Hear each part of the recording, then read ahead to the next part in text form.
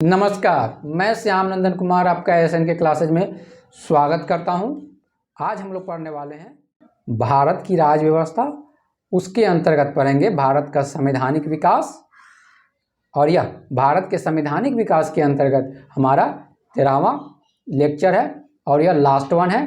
इसके बाद हम लोग 14वें जो लेक्चर जो कवर करेंगे उसमें इस चैप्टर पर आधारित अर्थात भारत के संवैधानिक विकास इस जो चैप्टर है इस पे आधारित जितने भी क्वेश्चन प्रीवियस ईयर में पूछे गए हैं उसको कवर करेंगे, जो काफ़ी इम्पोर्टेंट होगा आपके एग्ज़ाम के लिए। हमें यह आइडिया लगेगा कि किस तरह के एग्ज़ाम में क्वेश्चन पूछे जाते हैं। तो चलिए हम अपने इस 13वें लेक्चर में देखते हैं कि आज हमें क्या क्या पढ़ना है। हमेशा की भांति हम लोग पहले क्वेश्चन सॉल्व करते हैं जो प्रीवियस ईयर में पूछे गए हैं, उसके बाद टॉपिक पढ़ते हैं। तो चलिए शुरू करते हैं अपने आज के क्वेश्चन से। हमारा पहला क्वेश्चन है, प्रांतों में द्वैध शासन प्रणाली डायरकी किस अधिनियम के अंतर्गत लागू की गई थी? आंसर कीजिए। 1892, 1909, 1919, 1935। ये यूपीपीसीएस 2004 और 5 यानी 2 बार पूछे हुए हैं यूपी में। आप आंसर कीजिए। डायरकी द्वैध शासन प्रणाली प्रांतों में, हमारा करेक्ट आंसर है सी। 1919 में डायरकी जो है प्रांतों में लागू किया गया था। आपको बता दें कि अगर आपने इससे पहले वाले वीडियो नहीं देखे हैं तो आपको डिस्क्रिप्शन में उसका लिंक दिया गया है। जितने भी हमने आज तक कवर किया है, अप्रॉक्स हमने कवर किया है 12 लेक्चर को। सारे जो लेक्चर आपको है वो डिस्क्रिप्शन में उसका लिंक दिया गया है, आप वहाँ से जाके उसको देख सकते हैं। चलिए आगे हम देखते हैं हमारा नेक्स्ट वन क्वेश्चन। ये आईएएस में पूछा हुआ क्वेश्चन है 2012 में। भारत के संविधान में केंद्र और राज्यों के बीच किया गया शक्तियों का विभाजन इनमें से किसमें उल्लेखित योजना पर आधारित है? मार्ले मिंटो सुधार 1909, मॉन्टेग्यू चेम्सबरो अधिनियम 1919, भारत सरकार अधिनियम 1935, भारतीय स्वतंत्रता अधिनियम 1947। आंसर कीजिए। हमारा करेक्ट आंसर है सी, भारत सरकार अधिनियम 1935। जो है केंद्र और राज्यों के बीच में शक्तियों का बंटवारा जो किया गया था वो किसके अंतर्गत किया गया था? वो भारत सरकार अधिनियम 1935 के अंतर्गत। चलिए तो आज हम अपने टॉपिक को देखते हैं। आज हम लोग पढ़ने वाले क्या है? आज हम लोग पढ़ेंगे भारतीय स्वतंत्रता अधिनियम 1947, जो भारत के संवैधानिक विकास के अंतर्गत लास्ट चैप्टर है। अब तक हमने 1773 से लेकर रेगुलेटिंग एक्ट 1773 से लेकर 1935 के एक्ट तक, भारत सरकार अधिनियम 1935 के एक्ट तक पढ़ चुके हैं। सारा लिंक डिस्क्रिप्शन में दिया हुआ है, आप चाहें तो वहाँ से जाके आप देख सकते हैं। तो चलिए आज हम देखते हैं भारतीय स्वतंत्रता अधिनियम 1947 में को पढ़ते हैं। सबसे पहले हम इसके थोड़े से बैकग्राउंड को देखते हैं, हिस्टोरिकल बैकग्राउंड देखते हैं कि 20 फरवरी 1947 को क्लीमेंट एटली, जो ब्रिटेन के क्या थे प्रधानमंत्री, उन्होंने घोषणा की है। 20 फरवरी 1947 को वहाँ के प्रधानमंत्री ने घोषणा किए थे। क्या किए थे कि 30 जून 1947 को भारत को आज़ाद कर दिया जाएगा, अर्थात ब्रिटिश शासन समाप्त होंगे और वहाँ के जो भारत की जो उत्तरदायी सरकार होगी वो क्या करेगी? ब्रिटिश सरकार जो होगी वो भारतीयों के हाथों में क्या कर देंगे? यहाँ की जो है अधिनियम, यहाँ जो शासन जो है उसको सौंप दिया जाएगा। किसको? भारतीयों को दे दिया जाएगा। तो उन्होंने घोषणा की। कब किए थे उन्होंने घोषणा? 20 फरवरी 1947 को यह घोषणा किया गया था। किनके द्वारा? काफ़ी इंपॉर्टेंट हो जाता है, आपको याद रखना है कि क्लीमेंट एटली, ठीक है ना, इनका याद रखना है। आपसे क्वेश्चन बन सकता है कि उसमें प्रधानमंत्री कौन थे? तो वो थे क्लीमेंट एटली। अब घोषणा करने के बाद होता है मुस्लिम लीग द्वारा आंदोलन शुरू कर दिया जाता है और भारत विभाजन की मांग की जाती है, क्योंकि उस घोषणा में विभाजन की कोई बात नहीं की गई थी। इसलिए मुस्लिम लीग के द्वारा क्या हुआ कि आंदोलन शुरू किया गया और विभाजन की मांग की गई। फिर हम देखते हैं कि 3 जून 1947 को माउंटबेटन प्लान योजना आता है। क्यों आता है? क्योंकि यह जो देखेंगे आंदोलन काफ़ी उग्र रूप हो चुका था। तो अंत में जो अंततः हम देखते हैं कि माउंटबेटन प्लान को लाया जाता है। और लाता कौन है? तो वायसराय लॉर्ड माउंटबेटन के द्वारा ये कौन सा लाया जाता है? माउंटबेटन प्लान ये बोले या योजना बोले, ये कब लाया जाता है? डेट काफ़ी इंपॉर्टेंट है। 3 जून 1947 को यह माउंटबेटन प्लान लाया जाता है। इसमें जो है विभाजन की बात की गई, अर्थात माउंटबेटन प्लान में विभाजन की व्यवस्था की गई थी, इसलिए इसे माउंटबेटन लाए थे। इसलिए क्या बोलते हैं? माउंटबेटन योजना भी कहा जाता था। ये किसके द्वारा लाया गया था? तो लॉर्ड माउंटबेटन के द्वारा लाया गया था, इसलिए इस योजना को उन्हीं के नाम पे माउंटबेटन योजना भी कहा जाता है। चलिए आगे हम देखते हैं। इस जो है ना आपके लिए काफ़ी इंपॉर्टेंट हो जाता है। ये जो योजना आया था उसको क्या किया गया? कांग्रेस और मुस्लिम लीग ने स्वीकार किया। दोनों ने इस योजना को स्वीकार किया। कभी कभी आपको स्टेटमेंट भी ये दे देगा कि माउंटबेटन योजना को जो ना कांग्रेस नहीं स्वीकार किया था, मुस्लिम लीग ने स्वीकार किया था, तो वह स्टेटमेंट गलत हो जाएगा। तो आपको ये याद रखना है कि माउंटबेटन योजना को जो है दोनों ने, कांग्रेस और मुस्लिम लीग ने दोनों ने स्वीकार किया। 4 जुलाई 1947 को ब्रिटिश संसद में पेश किया गया। अर्थात आप ये ऐसे समझे कि अभी जो योजना लाई गई थी वह एक बिल के रूप में थी और उसको क्या कर दिया गया? उसको एक्ट बनाने के लिए आपको ब्रिटिश की संसद में पेश किया गया। जैसे आज के डेट में देखते हैं, पहले कोई बिल बनता है, उसको पार्लियामेंट में हम पेश करते हैं, रखते हैं, उसके बाद पार्लियामेंट से पास होने के बाद वो क्या होता है? प्रेसिडेंट के सिग्नेचर होते हैं और उसके बाद वह एक्ट बन जाता है। तो यहाँ पे भी देखें कि 4 जुलाई 1947 को, 3 जून को 1947 को योजना लाया गया। कांग्रेस और मुस्लिम लीग दोनों ने इन्हें स्वीकार किया और 4 जुलाई 1947 को ब्रिटिश संसद में पेश किया गया। 18 जुलाई 1947 को इसको जो है ना ब्रिटिश साम्राज्य के द्वारा हस्ताक्षर कर दिया गया। अर्थात ब्रिटिश साम्राज्य ने के द्वारा इसको हस्ताक्षर कर दिया गया। अर्थात आप यूँ बोलें कि अब ये एक्ट बन गया। और इसमें इसी एक्ट के अंतर्गत जो आप देखेंगे कि इस अधिनियम के अंतर्गत 15 अगस्त 1947 से लागू हुआ। ये अधिनियम बना और इस अधिनियम के आधार पे ही 15 अगस्त 1947 के हमारा देश आज़ाद हुआ।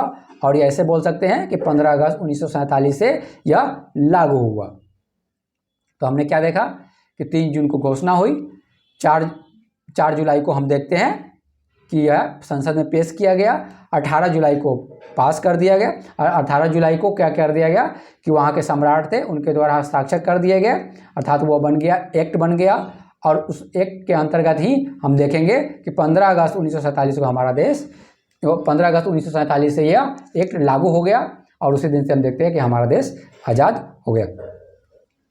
आगे देखते हैं, अब इस अधिनियम की विशेषताएं देखते हैं। इसने हमने क्या देखा? एक ओवरव्यू देखा हमने, इसका एक हिस्टोरिकल बैकग्राउंड हमने इसके देखे, इस एक्ट कैसे कैसे आया हुआ या अब हम देखते हैं इस अधिनियम में क्या क्या मुख्य बातें की गई थी, या यूँ बोले कि कौन सा इसमें प्रावधान किया गया था। इस अधिनियम में टोटल जो थी 20 धाराएं थी। ये इम्पोर्टेंट नहीं है, आप ऐसे याद रखना चाहें तो रख सकते हैं कि इसमें टोटल कितने थे। इसमें 20 धाराएं थी, 20 जो है धाराएं थी इसमें। ठीक है, अब देखते हैं कि क्या क्या इसमें व्यवस्था की गई थी या क्या क्या प्रावधान था। ब्रिटेन में भारत सचिव का पद समाप्त कर दिया गया। हमने देखा था कि 1858 में, ठीक, 1857 में सिपाही विद्रोह हुआ। उसके बाद देखते हैं 1858 का एक्ट आया। उस समय ये जो एक पद क्रिएट किया गया था वो किया गया था, भारत सचिव का पद किया गया था और इनकी सहायता के लिए 15 सदस्यीय एक परिषद बनाया गया था। हमने से 1858 के एक्ट में देखा था। ठीक, तो अब जो है 1858 में ये भारत सचिव का जो पद निर्मित हुआ था वो आ जाके 1947 के और जो भारत का अधिनियम बना, 1947 का जो अधिनियम बना उसमें जो है इसको क्या कर दिया गया, इसको समाप्त कर दिया गया। ठीक, भारत मंत्री का पद भी समाप्त कर दिया गया। दूसरे नंबर पे है से प्रावधान किया गया। अब भारत मंत्री होते क्या थे? ब्रिटेन की संसद में आप देखेंगे कि एक जो मंत्रियों का जो परिषद होता था उसमें एक मंत्री जो होते थे, जो भारत मंत्री को भारत का दायित्व दिया जाता था, उत्तरदायित्व दिया जाता था भारत के मुद्दे को देखने के लिए, उन्हीं को क्या कहा जाता था, उन्हीं को भारत मंत्री कहा जाता था। तो यह पद भी अब समाप्त कर दिया गया। तो हमने देखा कि भारत के मंत्री कौन थे और किन्हें कहा जाता था। तीसरे नंबर पर हम देखते हैं कि भारत का सम्राट या भारत की साम्राज्य पदवी समाप्त, अर्थात ये जो पदवी मिलती थी, अर्थात जो ब्रिटेन के सम्राट होते थे वह भारत के सम्राट भी कहे जाते थे, या अगर वहाँ की महारानी होती थी तो वह सम्राज्ञी कहे जाती थी, भारत की सम्राज्ञी कहे जाती थी। तो यह भी जो पद जो हुआ था इसको भी समाप्त कर दिया गया। चौथे नंबर पर हम देखते हैं इसमें क्या प्रावधान किया गया था। भारत में ब्रिटिश राज समाप्त कर 15 अगस्त 1947 को स्वतंत्र कर दिया जाएगा। इसमें यह प्रावधान कर दिया गया कि भारत को जो है ना, भारत पे ब्रिटिश राज समाप्त होंगे और 15 अगस्त 1947 को भारत को स्वतंत्र कर दिया जाएगा। एक डेट फिक्स कर दिया गया, कब? 15 अगस्त 1947 अधिनियम के द्वारा इसे प्रावधान किया गया कि 15 अगस्त 1947 को भारत को स्वतंत्र कर दिया जाएगा। स्वतंत्रता, अब तो स्वतंत्र कर दिया जाएगा, स्वतंत्रता के बाद भी क्या सिचुएशन होंगे इसके बारे में भी उनमें प्रावधान किया गया था। 1947 के जो अधिनियम थे उनमें क्या प्रावधान किया गया था? स्वतंत्रता के बाद 2 डोमिनियन अधिराज्य भारत और पाकिस्तान बनेंगे। इसमें प्रावधान किया गया था कि स्वतंत्रता के बाद 15 अगस्त 1947 को स्वतंत्र कर दिया जाएगा। स्वतंत्र करने के बाद जो है ना, भारत को 2 भागों में बांट दिया जाएगा, दो डोमिनियन अधिराज्य में बांट दिया जाएगा। अब यहाँ डोमिनियन समझते हैं, ठीक। डोमिनियन इसको इसलिए बोला जा रहा है यहाँ पे कि आप देखेंगे कि जब तक हमारा संविधान लागू नहीं होता है तब तक देखेंगे कि यहाँ का जो शासन है, जो भारत बनते हैं या पाकिस्तान, भारत और पाकिस्तान का शासन देखेंगे तो 1935 का जो भारत सरकार अधिनियम था उसी के अंतर्गत तब तक जो है, जब तक हमारे संविधान लागू नहीं होते हैं तब तक जो है 1935 का जो एक्ट बना था उसी के आधार पर शासन जो है यहाँ संचालित होता है। इसलिए जो है ना, यहाँ पे डोमिनियन शब्द का प्रयोग किया गया है, ठीक। डोमिनियन अधिराज्य का बात की गई, डोमिनियन अधिराज्य भारत और पाकिस्तान में बनेंगे, ठीक है ना। तो डोमिनियन का मतलब हमने समझा कि डोमिनियन क्यों कह रहे हैं, ठीक। डोमिनियन इसलिए कह रहे हैं कि जो एक्ट बना था उसी के एक्ट के आधार पर जब तक हमारे देश का संविधान लागू नहीं हो जाता, इम्प्लीमेंट नहीं हो जाता, तब तक जो है 1935 के एक्ट के अंतर्गत ही क्या किया जाएगा, यहाँ का शासन संचालित होगा। इसलिए इसको डोमिनियन शब्द यहाँ पे प्रयोग किया गया है भारत और पाकिस्तान के लिए। अब हम देखते हैं, यही सेम बातें यहाँ पे लिखी गई है 15 अगस्त 1947 से 26 जनवरी 1950 तक, ठीक। हम देखेंगे कि 15 अगस्त उसमें प्रावधान किया गया था अधिनियम में, भारत सरकार अधिनियम 1947 में, ठीक। अब देखते हैं कि उसी के अंतर्गत हम देखेंगे कि 15 अगस्त 1947 से 26 जनवरी 1950 तक जो शासन, जो हमने देखा, अभी बात की थी हमने कि जो किससे हुआ था, 1935 का जो भारत सरकार अधिनियम था उसमें जो प्रावधान किए गए थे उसी अधिनियम के आधार पे जो हमारे देश के शासन संचालित हो रहा था, ठीक। अब हमारा देश का संविधान कब लागू हुआ कंप्लीटली आप देखें तो 26 जनवरी 1950 से जो देखेंगे आप कि हमारे देश का संविधान लागू हो गया, ठीक। लेकिन याद रखें प्रियम्बल में जो डेट दिया हुआ है, प्रियम्बल में डेट दिया हुआ है 26 नवंबर, ठीक है ना। प्रियम्बल जो आगे जब हम पढ़ेंगे, प्रियम्बल जो पढ़ेंगे उसमें देखेंगे तो उसमें 26 नवंबर 1949 को 2 बातें आपको याद रखनी है। पहले 26 नवंबर 1949 को हमने संविधान को, अपने भारतीय संविधान को अडॉप्ट किया और कुछ प्रावधानों को लागू कर दिया गया। लेकिन कंप्लीटली आप देखेंगे कि 26 जनवरी 1950, यहाँ हमने क्या देखा, 2 चीज़ें। 26 जनवरी 1949 को, ठीक है ना, हमने इसको अडॉप्ट किया, ये हमारे प्रियम्बल में भी वर्णित है। 26 जनवरी 1949 भी काफ़ी इंपॉर्टेंट है, आपको याद रखना है कि प्रियम्बल में डेट कब वर्णित किया गया है संविधान के लिए, तो आपको याद रखना है 26 नवंबर 1949। आपको वहाँ दे देंगे ऑप्शन में 26 जनवरी 1950 जो गलत हो जाएगा, तो वहाँ 26 नवंबर 1949 को हमने इसे प्रियम्बल में अडॉप्ट किया गया और कुछ प्रावधान जो है 1949 में ही लागू हो गए, ठीक है ना। अब बाकी जो शेष प्रावधान बचे वो 26 जनवरी 1950 से लागू हुए। इसी दिन से 26 जनवरी 1950 से ही संविधान की शुरुआत मानी जाती है। शुरुआत जो हम देखें, संविधान की शुरुआत हमारी मानी जाती है। कुछ देखें प्रावधान 26 नवंबर 1949 से ही लागू हो गए, लेकिन अगर आंसर में ये पूछे कि संविधान की शुरुआत कब से मानी जाती है तो हम उसके लिए आंसर हमारा होगा 26 जनवरी 1950 से संविधान की शुरुआत मानी जाती है। हमारे देश में जो संविधान की शुरुआत कब से हुई, 26 जनवरी 1950 से। और इसी दिन जो है 26 जनवरी को हम क्या करते हैं, गणतंत्र दिवस मनाते हैं। तो हमारे लिए यहाँ पे याद रखना है, काफ़ी फैक्ट पॉइंट है जो आपको याद रखने हैं।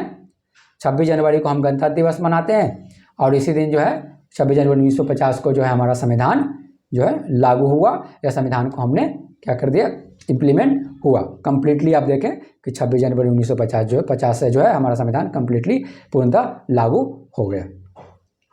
अब आगे हम देखते हैं, वायसराय का पद समाप्त कर दिया गया और इसके स्थान पर दोनों डोमिनियन राज्यों में गवर्नर जनरल के पद का सृजन किया गया, जिसकी नियुक्ति नए राष्ट्र की कैबिनेट की सिफारिश पर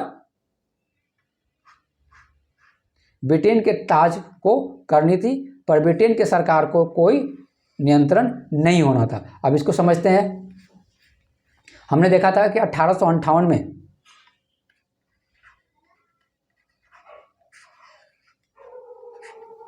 एक्ट बना और उससे पहले क्या थे, उससे पहले जो बोला जाता था गवर्नर जनरल बोला जाता था, लेकिन 1858 से क्या बोला जाने लगा, वायसराय बोला जाने लगा। ठीक है ना। तो अब क्या कर रहा है यहाँ पे, 6 जो 1947 का अधिनियम बना था उसमें किया गया कि वायसराय का पद समाप्त कर दिया गया और इसके स्थान पर जो है ना दोनों डोमिनियन राज्यों को, अर्थात जो भारत और पाकिस्तान बने, अब जो वहाँ पे जो बनेंगे वो गवर्नर जनरल कहा जाएगा। ठीक है ना। और अर्थात ये समझे सिर्फ नाम को चेंज कर दिया गया, वायसराय की जगह अब क्या कर दिया गया, गवर्नर जनरल के पद का सृजन किया गया। अब जिसकी नियुक्ति पहले क्या होता था, पहले ब्रिटेन की संसद द्वारा किया जाता था, लेकिन अब क्या होगा, अब जो किया जाएगा, जो नए कैबिनेट बनेंगे, नए जो मंत्री परिषद बनेंगे, जो अर्थात हमारे भारत में जो बनेंगे या पाकिस्तान में जो नए मंत्री परिषद बनेंगे, उनकी सिफारिश पर जो है ना ये गवर्नर जनरल का पद का सृजन किया जाएगा, जिसमें जो है ना ब्रिटेन की संसद का कोई हस्तक्षेप नहीं होगा। अर्थात ये आप देखें कंप्लीटली पूर्णतः फ्रीडम था भारत को कि किसको गवर्नर जनरल बनाना है। सिर्फ यहाँ पे ये था कि वायसराय की जगह वायसराय वो नहीं कहे जाएंगे, वायसराय का सिस्टम हटा दिया गया, अब गवर्नर जनरल कहे जाएंगे और गवर्नर जनरल की जो नियुक्ति करेंगे वो कौन करेगा, मंत्रिपरिषद करेगा। अर्थात अब ये समझे भारतीय मंत्रिपरिषद करेगा, ना कि ब्रिटेन की संसद करेगा। वो सिफारिश करेगा और ब्रिटेन की जो सम्राट होंगे वो क्या करेंगे, वो हस्ताक्षर करेंगे और गवर्नर जनरल जो गवर्नर जनरल है वह बनेंगे। ठीक। तो और जिसमें है सिर्फ वह एक समझे कि नॉमिनल रूप से वो क्या करेंगे, इसमें जो है अपना ब्रिटेन की ताज करनी थी, इस ब्रिटेन की सरकार को कोई नियंत्रण नहीं होना था इसमें। अर्थात वह सिर्फ जो है हस्ताक्षर कर देंगे गवर्नर जनरल के लिए और सिफारिश कौन करेगा, भारतीय मंत्रिपरिषद करेगा और वह सिर्फ हस्ताक्षर करेंगे और वह गवर्नर जनरल का पद जो है क्या होगा, जिसको देना है वो मिल जाएगा। चलिए अब हम देखते हैं, यहाँ एक काफ़ी इंपॉर्टेंट पॉइंट है, भारत का गवर्नर जनरल। ठीक है ना। भारत के गवर्नर जनरल कौन थे, तो हमारे थे लॉर्ड माउंटबेटन। ठीक। आपसे पूछा जाए कि भारत का गवर्नर जनरल, जो पहला गवर्नर जनरल बने थे वो कौन थे, लॉर्ड माउंटबेटन। और पाकिस्तान का गवर्नर जनरल मोहम्मद अली जिन्ना। ठीक है ना। ये प्रावधान जो आप देखेंगे उस अधिनियम में नहीं किया गया था, लेकिन नॉलेज के लिए कि भारत का जो गवर्नर बना उस समय जो बना गया था वो कौन थे, लॉर्ड माउंटबेटन ही बने थे। और पाकिस्तान का जो गवर्नर जनरल बना था, ये काफ़ी इंपॉर्टेंट जो होता है, पाकिस्तान का गवर्नर जनरल कौन बने, वो थे मोहम्मद अली जिन्ना। ठीक। अब देखते हैं नेक्स्ट पॉइंट, ब्रिटिश राष्ट्रमंडल से अलग होने की स्वतंत्रता थी। अर्थात दोनों जो डोमिनियन राज्य बने या डोमिनियन देश बोले, जो इंडिया और पाकिस्तान बने, वो उनको यह स्वतंत्रता थी कि वह ब्रिटिश राष्ट्रमंडल से अलग होने की स्वतंत्रता थी। वो चाहें तो उसमें शामिल हो सकते थे और ब्रिटिश राष्ट्रमंडल में चाहें तो वो नहीं भी शामिल हो सकते, उनके पूर्णतः वह स्वतंत्र थे। जब आज़ादी ही मिल गई, इसलिए आप देख सकते हैं कि पूर्णतः स्वतंत्रता तो मिलेगी ही कि वो चाहें तो इस राष्ट्रमंडल में शामिल हो सकते हैं, चाहें तो नहीं हो सकते। लेकिन आप देखेंगे कि भारत जो है ना यह इस राष्ट्रमंडल में शामिल हो गया। नेक्स्ट पॉइंट देखते हैं, 15 अगस्त 1947 से भारतीय रियासतों पर ब्रिटिश संप्रभुता की समाप्ति की घोषणा की गई। इस अधिनियम में यह व्यवस्था की गई कि 15 अगस्त 1947 को भारत को आज़ाद तो कर ही दिया जाएगा। ठीक है ना। परंतु देसी रियायतें होंगी, देसी रियासतें थी, उन पे अभी अब ब्रिटिश सरकार का कोई जो है ना अधिकार नहीं होगा, अर्थात वो अभी पूर्णतः स्वतंत्र थे। ब्रिटिश रियासतों को स्वतंत्रता दी गई, चाहें तो वह भारत में जा सकते हैं, चाहें तो वह पाकिस्तान में जा सकते हैं और चाहें तो स्वतंत्र अपना अस्तित्व बनाए रख सकते हैं। इसमें ऐसा प्रावधान किया गया था। 10 नंबर पॉइंट देखते हैं, संविधान सभा और विधानमंडल के रूप में भी कार्य करती रहेगी। अब इसको समझते हैं। हम देखेंगे कि उस समय हमारा संविधान बना नहीं था, उस समय संविधान बनने की प्रोसेस चल रही थी संविधान सभाओं के द्वारा। अब संविधान सभा को ही यह दायित्व दे दिया गया कि जब तक आपका संविधान नहीं बन जाता तब तक आप विधानमंडल के रूप में भी कार्य करेंगे। ठीक, हम यहाँ देखें, आप समझे कि 1935 का एक तो था ही शासित करने के लिए, ठीक है ना, उस समय शासन को संचालित करने के लिए। ठीक, अगर इस बीच दौरान अगर वह जो किसी तरह के नियम कानून किसी लॉ बनाने हैं, ठीक है ना, तो वो जो विधान संविधान सभा जो उस समय संविधान बना रही हैं वो चाहें तो विधान भी बना सकती हैं। अर्थात आप ये यूँ समझे कि पूर्ण स्वतंत्रता मिल गई थी कि संविधान सभा जो थी वह लॉ बना के ये 1935 के एक्ट को भी समाप्त कर सकते थे। ठीक, तो यहाँ देखिए इनके दो दायित्व मिल गए। संविधान सभा को क्या है, अब यहाँ दो काम करने थे। पहले एक तो उनको संविधान तो बनाना ही बनाना है, बना ही रहे हैं तो बनाते रहें। दूसरा, जब भी जरूरत पड़े विधान बनाने की अर्थात विधि बनाने की तो वह विधि भी बना सकते हैं, ऐसा प्रावधान किया गया था। अर्थात उनको पावर दे दिया गया था संविधान सभा को। 11 नंबर पॉइंट देखते हैं, 1935 के भारत शासन अधिनियम द्वारा शासन होगा। जो अभी हमने बात की कि अभी तक अगर कोई विधान नहीं बन रहा है तो 1935 के एक्ट के द्वारा शासन अधिनियम के द्वारा ही जब तक संविधान नहीं बन जा रहा है तब तक शासन होगा। अर्थात यूँ समझे कि आपको हर तरह से देखिए भारत को स्वतंत्रता मिल गई। वो चाहें तो 1935 के एक्ट को, ठीक है ना, एक्ट के आधार पर शासित कर सकते हैं जब तक संविधान ना बने आओ, और अगर चाहें तो 1935 को एक्ट को भी समाप्त कर सकते हैं करके और अपना संविधान अपना जो है कोई अधिनियम बना के शासन कर सकते हैं जब तक संविधान नहीं बन जाता है। तो आप हर तरह से देखते हैं कि भारत को स्वतंत्र कर दिया गया है, पूर्णतः आज़ादी मिल गई है।